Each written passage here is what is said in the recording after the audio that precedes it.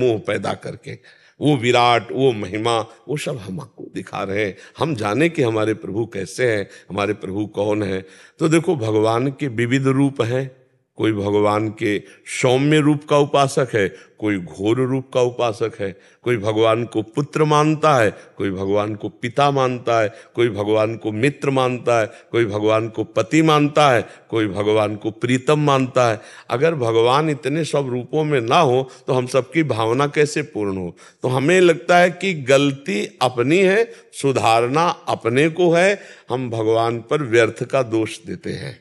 क्यों भाई, आप बताओ, नहीं तो कहीं आपको लग रहा हो तो हम आपका साथ दें।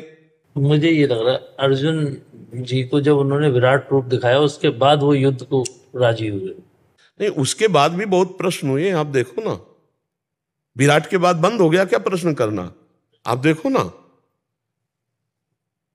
विराट स्वरूप भगवान ने दिखाया, उसके बाद सैकड़ों प्रश्न हुए। आप देखो, गीता वहीं से बंद हो गई। अगर आपके अनुसार होता तो गीता वहीं से बंद हो जाती। विराट के बाद तो बहुत ही प्रश्न हुए।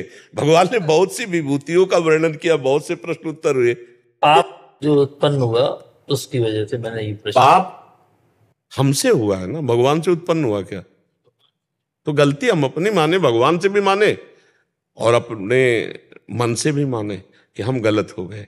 देखो, अभी इसके पीछे बैच में हमने कहा था कि जब हमारी 4 बहनें हमारे साथ खेलती होती हैं तो हमारे अंदर पाप बुद्धि नहीं आती है, वो हमारे समान ही हो।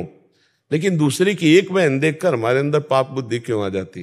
भाई बहन कैसे खेलते, कभी वो पीट रही, कभी ऐसे लड़ाई हो रही, कभी हंस रहे, कभी खेल रहे, कभी पाप वासना नहीं आती, कुछ नहीं होता, क्योंकि वो मेरी बहन है। वहां कभी काम भाव आता नहीं, और वहीं दूसरे की बहन है। अब इसमें भगवान का दोष है या हमारा दोष है? बात ध्यान देने योग्य बात है। इसमें गलती मेरी होती है जहां हम पाप कर्म करते। भगवान ने आपको पत्नी दी, आप उसमें सीमित हो जाइए। भगवान ने एक सीमा बना दी। मान लो पाणी ग्रहण किया, पत्नी दे दी, तो आपके विलासिता के लिए एक सीमा बना दी। एक परिवार के घेरे में आपको धर्म में बांध दिया गया। अब उसके विपरीत आप चलो कि भगवान केवल हमारी स्त्री बनाते और स्त्री बनाते ही नहीं तो पाप ही नहीं होता। तो भगवान ने कानून भी बनाया है, पुलिस भी बनाई, डंडा भी बनाया है, और वकालत भी बनाई, जेल भी बनाई, और नरक भी बनाया, और दुर्गति भी बनाई। तो हमको ये बात ध्यान देनी, लोग जो कहते हैं भगवान की इच्छा के बिना पत्ता नहीं हिलता, नहीं, उस बात पे तुम हो क्या? हमें तुमसे पूछते हैं कि उस स्थिति में हो कि भगवान की इच्छा के बिना पत्ता नहीं हिलता। इस स्थिति में आ जाओ और तुमसे पाप हो जाए तो हमसे बता देना। तुम अहंकार की स्थिति में हो, मैं देखता हूं, मैं सुनता हूं, मैं भोगता हूं, और आप दोष देते हो कि भगवान की इच्छा के बिना पत्ता। जब अपनी इच्छा को भगवान की इच्छा में मिला दी जाती है तो पाप हो ही नहीं सकता, क्योंकि अहंकार से पाप होता है। आप अपनी इच्छा को शास्त्र इच्छा या गुरु की इच्छा में मिला दो, फिर पाप हो जाए तो हमें बताओ। भगवान की इच्छा में मिला दो, फिर पाप हो जाए तो बताओ। हम अपनी इच्छाओं को भगवान की इच्छा में थोप देते हैं। जैसे हमारे मन में आया कि अब ये करें, अब वो गलत हो गया, बोले अगर भगवान की इच्छा ना होती तो ऐसा गलत क्यों होता? नहीं, तुम्हारी इच्छा थी, भगवान की इच्छा नहीं थी। तुम फंसे हो अपनी इच्छा में। अगर जा ही न चाही कबहु कछु, तुम सन सहज सने, तो बसो निरंतर तासुर सो रावण ने जिगे। वो तो बहुत सिद्ध पुरुष है जिसकी कोई इच्छा ही नहीं। हम लोग अभी थोड़ा ज्ञान की धारा में हैं, इसलिए ऐसा सोचते हैं कि हमें देखना है भगवान की इच्छा और अपनी इच्छा, इन दोनों में भेद देखना है। अपनी इच्छा मुझे गलत ले जा रही, भगवान की इच्छा कभी गलत नहीं ले जा सकती। थोड़ा अपनी इच्छा को भगवान की इच्छा में मिला के देखो, फिर आपको कैसा लगता है, कितना आनंद मिलता है। लेकिन हम भगवान की इच्छा में अपनी इच्छा नहीं मिलाते, अपनी इच्छा करके और फिर उसे भगवान की इच्छा में थोप देते हैं।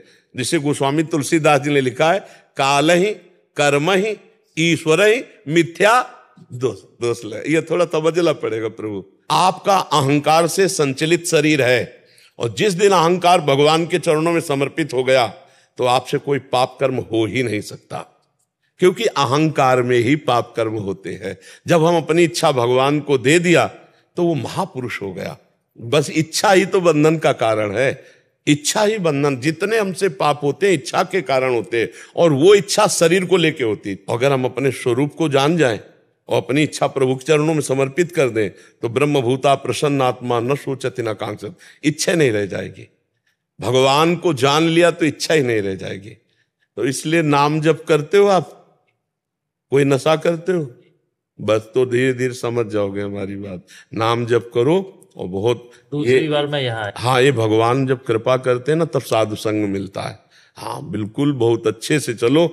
गृहस्थी में रहते हुए भी बढ़िया साधु हृदय, साधु हृदय, साधु हृदय होता है ना।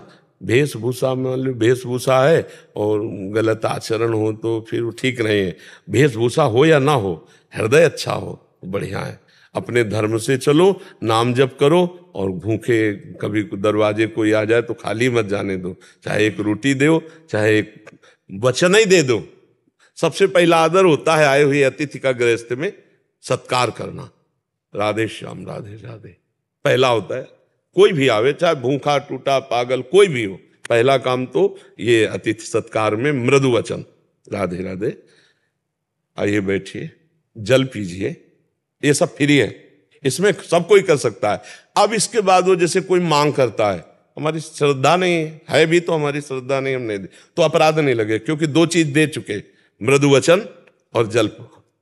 अगर कोई भूखा है तो फिर गृहस्थी में धर्म है कि चाहे शाम के 5 बजे 4 बजे हो, उस समय तुरंत कुछ ना कुछ उसको पवाओ। भगवान पता नहीं किस रूप में आए, भले पागल रूप में हो। तो गृहस्थी में अतिथि सत्कार और नाम जप और धर्म पूर्वक पालन तो साधु ही है, गृहस्थ में रहता हुआ भी भगवत प्राप्त।